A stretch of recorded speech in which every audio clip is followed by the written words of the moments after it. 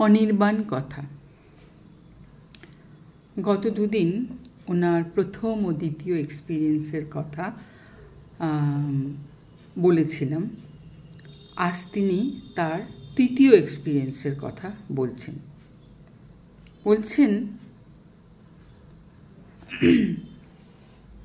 তার পরের বছরের কথা। এ কথা কাউকে বলিনি।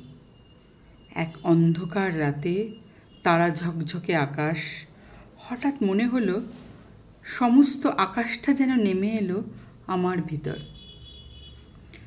ঝকঝক করতে লাগলো তারাগুলো ভিতরেতে। বুকের ভিতরটা চাপ মনে হলো। দু চোখ দিয়ে অঝরে জল পড়তে লাগলো। এসব এক্সপিরিয়েন্সের কথা কাউকে বলতে নেই।